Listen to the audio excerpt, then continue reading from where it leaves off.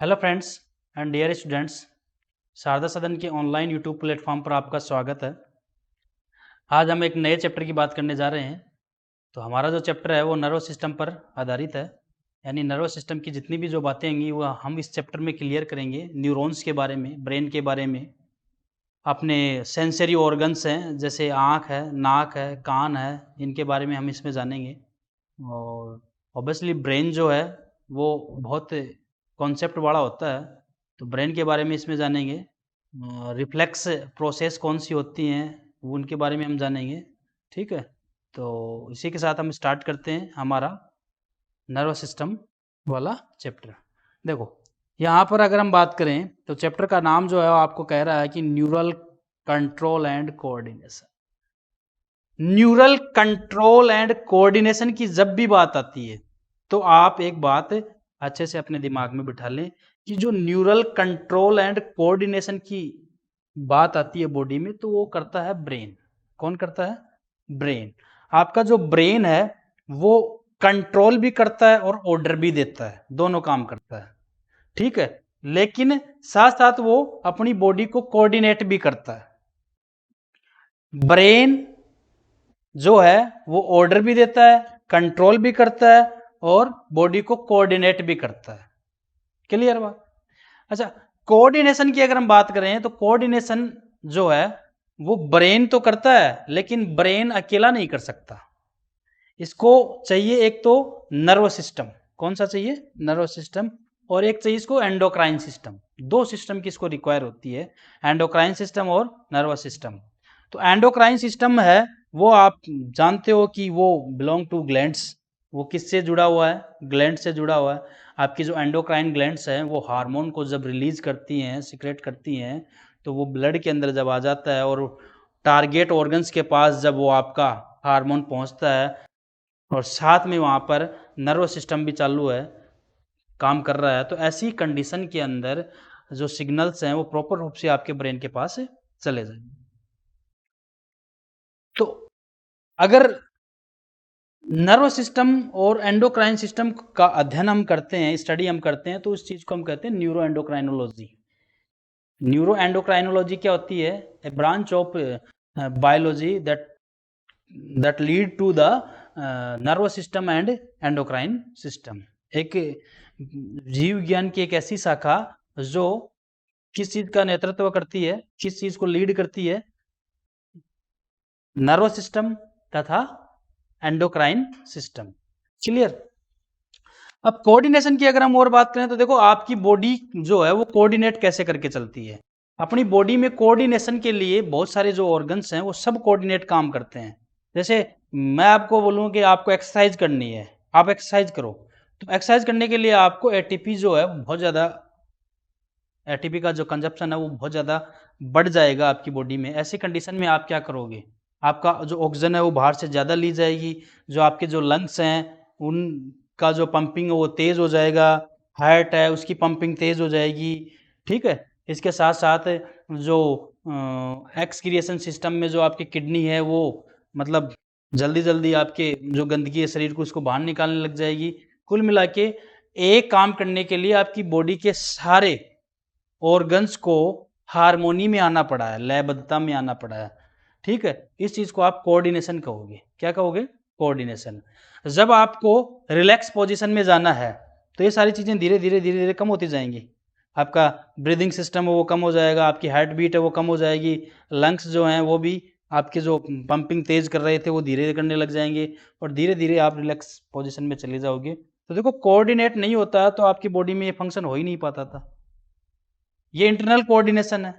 Outer coordination भी हम करते हैं, जैसे हमारा ब्रेन हमसे करवाता है, कोऑर्डिनेट कर रहे हैं। आप बाइसिकल पे जा रहे हो, आप साइकिल चला रहे हो और साथ में रेयर केस ये हुआ कि फ़ोन आ गया, मोबाइल फ़ोन से बात भी कर रहा है बंदा और साइकिल पे भी चल रहा है, तो कोऑर्डिनेट ही कर रखा है उसने।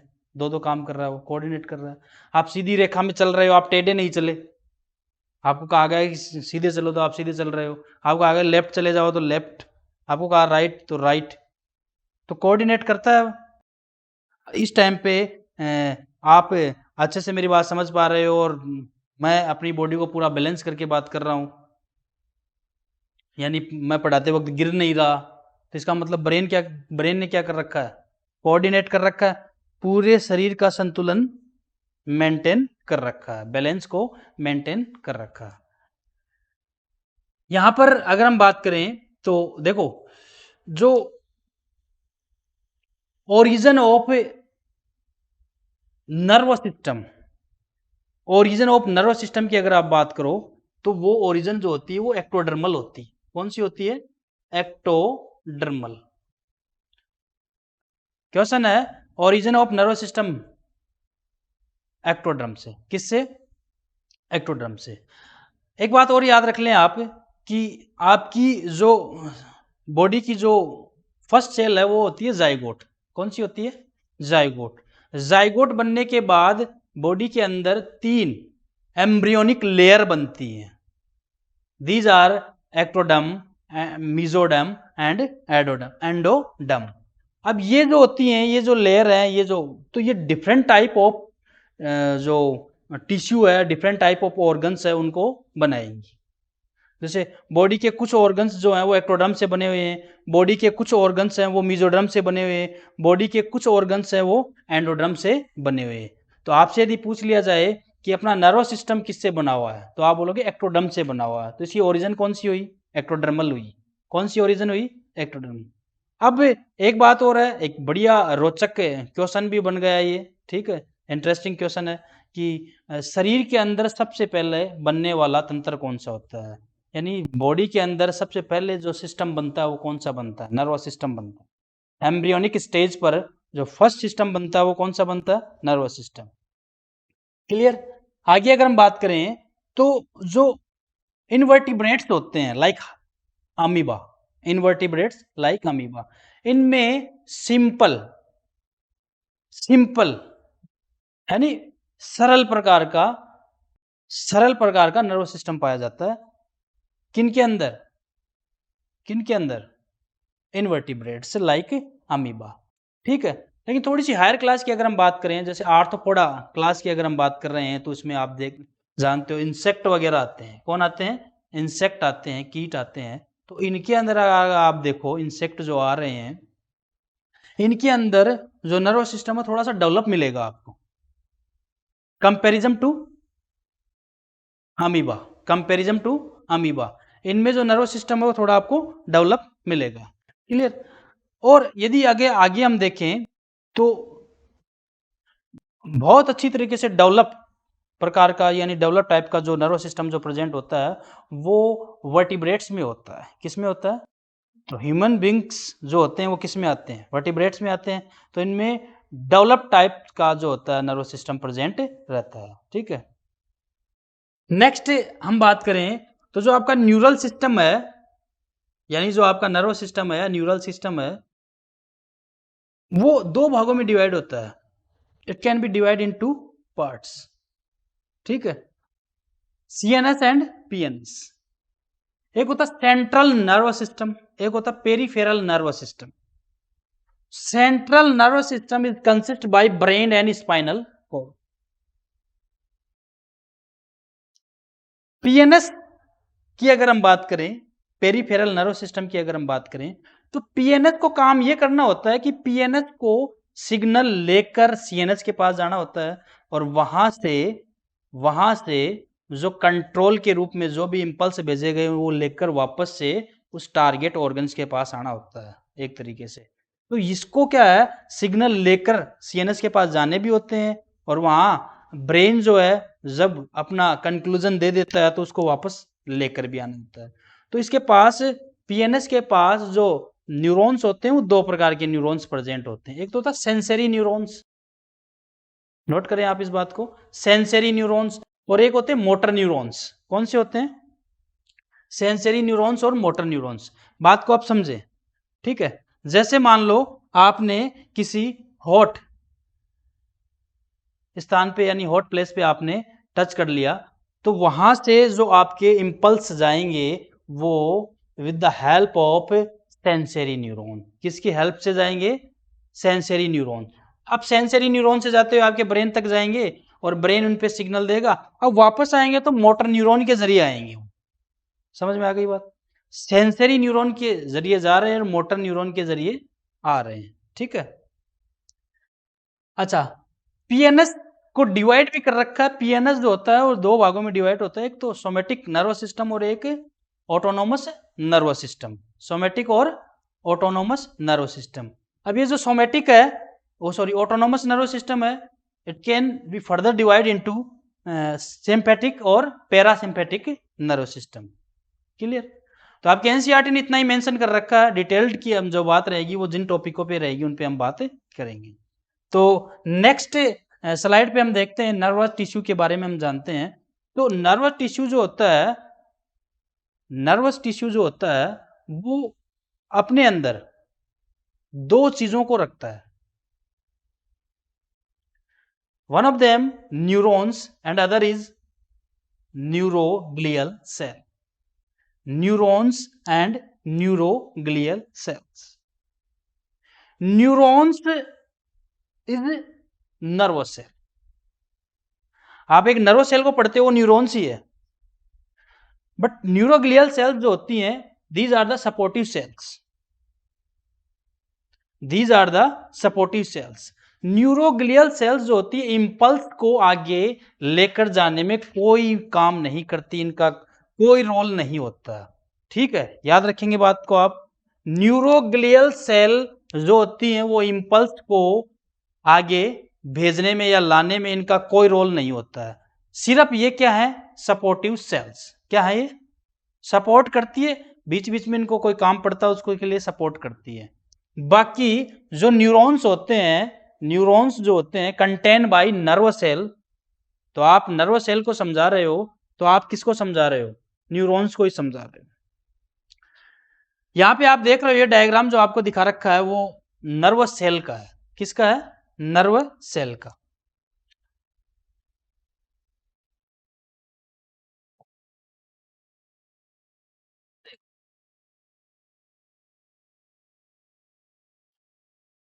ये नर्व सेल है। क्या है, ठीक। नर्व सेल में अगर हम बात करें तो नर्व सेल को समझने के लिए हम दो पार्ट्स में डिवाइड करते हैं। एक इसका पार्ट जो होता है उसको हम बोलते हैं सेल बॉडी और साइटोन। या तो आप सेल बॉडी बोलो या बोलो आप साइटोन। और इसका जो अदर पार्ट होता है उसको प्रोसेस बोलते हैं। दूसरा पार्ट क्या है, प्रोसेस। ठीक है। प्रोसेस जो होते हैं वो दो होते हैं, इसमें दो दो टाइप्स के होते हैं। एक तो होता है इसमें, एक तो होता है एक्सोन और एक होते हैं डेंड्रॉन्स। अब बात को समझें, पहले इस बात को समझें। Cell of nerve system is neurons. Cell of nerve system is neurons. Divide in two parts. एक तो आप बोलोगे सेल बॉडी और साइटोन, दूसरा आप सेल प्रोसेस।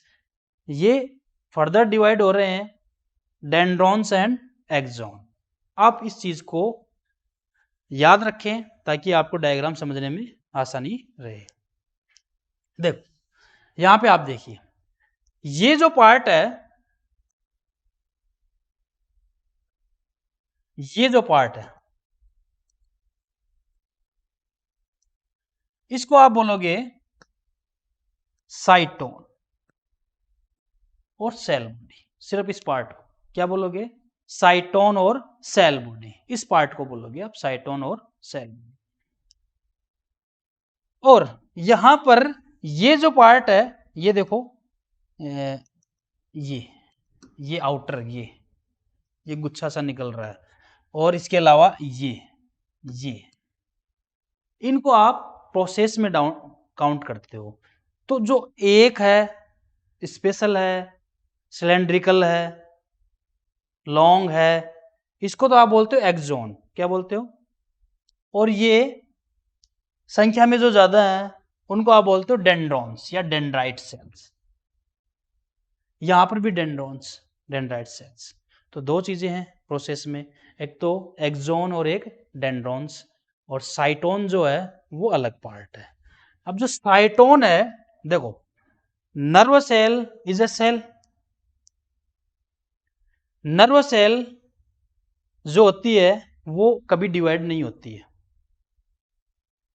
एक बार बन गई, इसके बाद में वो डिवाइड नहीं होती। एम्ब्रॉनिक स्टेज पर आपके सबसे पहले जो सिस्टम बनता है वो नर्वस सिस्टम बनता है, और बनने के बाद ये सेल अपने जीवन भर कभी भी डिवाइड नहीं करती, यानी पूरी लाइफ में ये डिवाइडेशन नहीं करती। रिपेयर जरूर हो सकती है टूटने के बाद थोड़ी बहुत, लेकिन डिवीजन नहीं करती। उसका एक बहुत बड़ा रीजन होता है कि इनका ये जो साइटोन होता है, साइटोन इज ए सेल।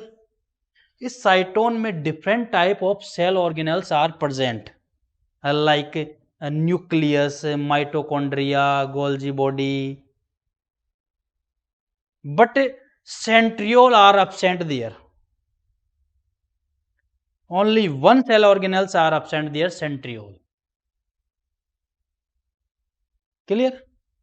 सेंट्रियोल यहां पे absent होता है, एंड द सेल डिवीजन जो होता है with the help of centriole. Centriole जो होता है वो जब पोलर एंड पे पहुंच जाता है, फिर स्पिंडल फाइबर बनते हैं, उसको पकड़ के जो क्रोमोजोम होते हैं उसको बीच में से तोड़ देते हैं, तो इसमें सेंट्रियोल बना ही नहीं, तो ये डिवीजन कैसे करेगा? तो इसमें डिवीजन absent रहता है due to absence of centriole, due to absence of centriole. Clear बात? ठीक है। अब इसमें स्पेशल दो सेल ऑर्गेनल्स और होते हैं। एक छोटे छोटे इसमें पार्टिकल्स होते हैं, इनको निस्सल पार्टिकल्स कहते हैं, निस्सल ग्रेनुअल्स कह दो आप, या निस्सल पार्टिकल्स। ठीक है, ये निस्सल्स, निस्सल्स। ठीक है, और इसमें छोटे छोटे ऐसे रेसेस भी होते हैं जिनको आप बोलते हो न्यूरोफाइब्रिलस, न्यूरोफाइबर, फाइबर है। दो चीज और होती है, निसल्स जो पार्टिकल्स हैं, निसल ग्रेनुअल्स है, is related to protein synthesis. किससे रिलेट करते हैं? प्रोटीन सिंथेसिस से रिलेट करते हैं। These are the RER, rough endoplasmic reticulum. तो रफ एंडोप्लाज्मिक रेटिकुलम की तरह ये बिहेवियर करते हैं, और रफ एंडोप्लाज्मिक रेटिकुलम की अगर आप बात करते हो तो प्रोटीन सिंथेसाइज करने में हेल्प करती है। तो ये तो जो है ना निसल्स पार्टिकल्स होते हैं, ये तो क्या करते हैं?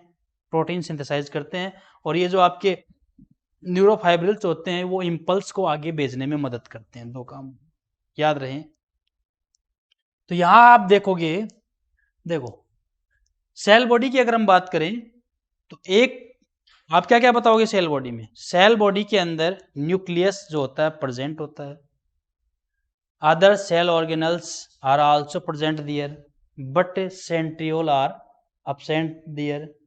ठीक है, lack of centriole nerve cell can not be divide नहीं होती।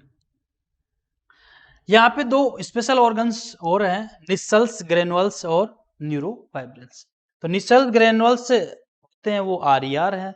RER की आप जब बात करते हो तो ये जो है it can help in the protein synthesis, और न्यूरोफाइब्रिल की अगर आप बात करते हो तो it can help in the impulse,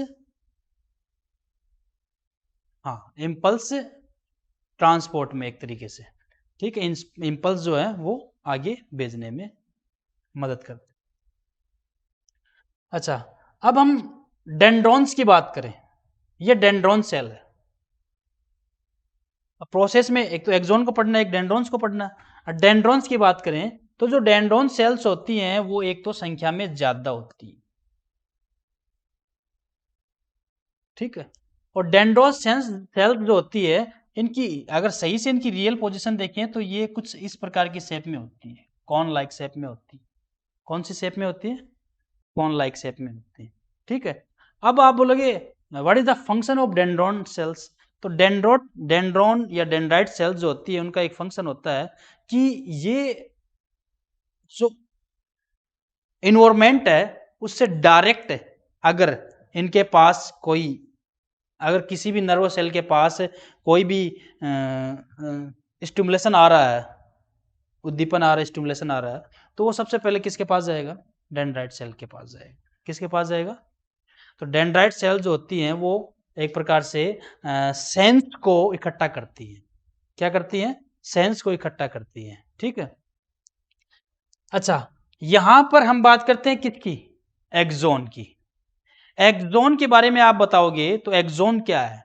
axon एक प्रकार का प्रोसेस है ये भी, लेकिन ये डेंड्रोन के कंपैरिजन में एक या दो ही होते हैं। कितने होते हैं? एक या दो ही होते हैं।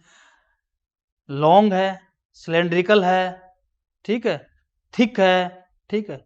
ये आप एक्सोन के बारे में बता रहे। एक्सोन के बाहर जो लेयर पाई जाती है, एक्सोन के बाहर जो लेयर पाई जाती है, इस लेयर को आप कहते हो एक्सोलेमा।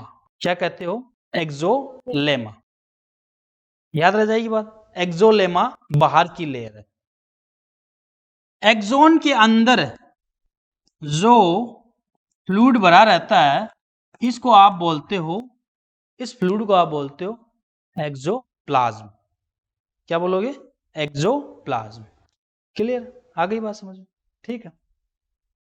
ये जो एक्सोलेमा है ना, एक्सोलेमा, इस एक्सोलेमा पर यहां पर एक special types of cell present रहती है, जिसको आप बोलते हो स्वान सेल। ये इसमें यहां दिखा रखा है, लेकिन इसको थोड़ा सा इस तरीके से रहती है। Schwann cell. क्या? Schwann cell. स्वान सेल जो होती हैं, स्वान सेल जो होती हैं एक्सोलेमा पर प्रेजेंट रहती हैं, और स्वान सेल जो होती हैं वो एक प्रकार का फोस्फोलिपिड जो केमिकल है उसको रिलीज करती है। Clear? Schwann cell release the phospholipid. ठीक है। फोस्फोलिपिड जो होता है वो इस एक्सोन के ऊपर एक नई सीथ बना लेता है, एक नई सीथ बना लेता है, एक नया आच्छद बना लेता है, नई सीथ बना लेता है। इस सीथ को आप कहते हो माइलिन आच्छद, माइलिन सीथ। क्या कहते हो? बात को समझना। स्वान सेल जो होती है फोस्फोलिपिड को रिलीज करती है, और फोस्फोलिपिड जो होता है एक्सोलेमा के ऊपर एक नई सीथ बना लेता है, जिसको आप क्या कहते हो? Myelin sheath. क्या कहते हो? रह जाएगी बात याद? ठीक है, हो गया। एक्सोन पर जिन स्थानों पर एक्सोन पर माइलिन सीथ अपसेंट रहता है, जैसे यहां अपसेंट हो गया, यहां अपसेंट हो गया, इनको कहते हैं नोड ऑफ रेनवियर। रेनवियर के नोड क्या कहते हैं? Node of Ranvier.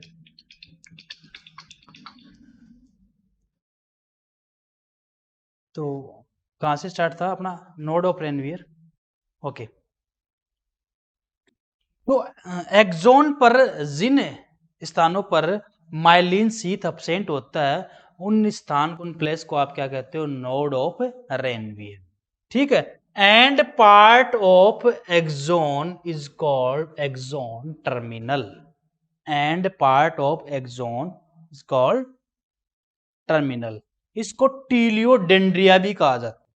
क्या कहा जाता है? टीलोडेंड्रिया भी कहा जाता है, also called telodendria. There are the end part of axon, there are the present synaptic knob. These are the synaptic knob. These are the synaptic knob. Synaptic knob end part पर present रहती है। Synaptic knob is consist by synaptic vesicles. Vesicles. Synaptic vesicle. ठीक है। यानी यहां पर छोटी छोटी वेसिकल्स होती हैं, ऐसे गोल गोल स्ट्रक्चर होती है। ठीक है। These vesicles fill with the neurotransmitter. किससे भरी रहती है? न्यूरो ट्रांसमीटर से। और ये जो न्यूरो ट्रांसमीटर होता है यहां पर एसीएच होता है, एसिटाइल कोलिन हार्मोन। कौन सा? Acetylcholine. जैसे ही यहां पर कैल्शियम इनको जब मिल जाता है, तो ये जो वेसिकल्स होती हैं ये रप्चर हो जाती हैं और एसिटाइल कोलिन निकल जाता है। एसिटाइल कोलिन निकल कर अगली नर्व सेल के डेंड्राइट सेल के पास चला जाता है, फिर वो आगे सिग्नल भेज देती है। इस प्रकार से एक नर्व से दूसरी नर्व में सिग्नल जाते रहते हैं, एक नर्व सेल से दूसरी नर्व सेल में। देखो यहां मैंने आपको बता दिया, जो डेंड्रॉन्स होते हैं वो कॉर्न लाइक शेप होती है इनकी, और ये सेंस को इकट्ठा करते हैं। क्या करते हैं? सेंस को इकट्ठा करते हैं। एक्सॉन की अगर हम बात करें, इसमें माइटोकॉन्ड्रिया भी होता है, न्यूरोफाइब्रिल्स भी होता है, लेकिन इसमें निश्चल ग्रेनुअल्स अब्सेंट रहते हैं। इसके अंतिम पार्ट को हम, लास्ट पार्ट को टीलोडेंड्रिया कहते हैं। सिनेप्टिक नोब जो होती हैं उनमें वेसिकल्स होती हैं। क्या होती हैं? वेसिकल्स। और वेसिकल्स में क्या भरा रहता है? न्यूरोट्रांसमीटर। क्या भरा रहता है? न्यूरोट्रांसमीटर। और न्यूरोट्रांसमीटर यहाँ पे कौन सा है? Acetyl choline neurotransmitter. जब ये रिलीज होता है तो अगली नर्वस सेल के पास चला जाता है। ठीक है। नेक्स्ट अगर हम बात करें तो यहाँ पे न्यूरोट्रांसमीटर के बारे में भी बात दे रखी है। न्यूरोट्रांसमीटर दो प्रकार के होते हैं, एक तो होता है स्टिमुलेटरी और एक होता है इनहिबिटरी। स्टिमुलेटरी यानी एक तो वो न्यूरोट्रांसमीटर होते हैं जो इम्पल्स को आगे चलाने में काम आ रहे हैं, और एक ऐसी कंडीशन जब अपने को इम्पल्स नहीं चाहिए अपने ब्रेन को, तो वहां पे रोकने के लिए जो न्यूरोट्रांसमीटर यूज होता है उसको आप इनहिबिटरी कहते हो। ठीक है। आप इनमें नाम याद रखोगे, जैसे स्टिमुलेटरी कौन सा आपका? ACH या फिर नोरेपिनेफ्रिन, और इनहिबिटरी कौन सा है? डोपामीन। कौन सा है? डोपामीन। क्लियर? इतनी बात आप याद रखिए। देखो यहाँ पे आप देखें स्लाइड पे, न्यूरोलेमा जो होती है, neurolemma consist by Schwann cell. किससे बनी होती है? Schwann cell. स्वान सेल जो होता है वो रिलीज द फोस्फोलिपिड। फोस्फोलिपिड जो रिलीज होता है वो क्या बना देता है? माइलिन सी। अब जो पीएनएस होता है, पीएनएस के अंदर, पीएनएस की अगर हम बात करें, पीएनएस की अगर हम बात करें तो पीएनएस के अंदर जो माइलिन शीथ बनती है, याद रखेंगे आप, पीएनएस में, यानी पीएनएस में भी तो क्या है? न्यूरॉन्स तो वहां पे भी है। पीएनएस में जो माइलिन शीथ है वो स्वान सेल की वजह से बनती है, जबकि सीएनएस में जो माइलिन शीथ है वो ओलिगोडेंड्रोसाइट सेल की वजह से बनती है। किसकी वजह से? ओलिगोडेंड्रोसाइट सेल की वजह से। ये मैंने आपको स्टार्ट में दिखाया था। ये न्यूरोग्लियल सेल्स तीन प्रकार की होती है, ओलिगोडेंड्रोसाइट्स, माइक्रोग्लियल सेल्स और एस्ट्रोसाइट्स। तो अब यहाँ पे हम बात कर रहे हैं कि जो पीएनएस है उसके अंदर माइलिन शीथ कौन बनाता है? Schwann cell. लेकिन जो सीएनएस है उसमें माइलिन शीथ कौन बनाता है? ओलिगोडेंड्रोसाइट्स। तो यहाँ तक के आपका टॉपिक आज के लिए क्लियर होता है। नेक्स्ट टॉपिक हम नेक्स्ट क्लास में करेंगे। Thank you so much.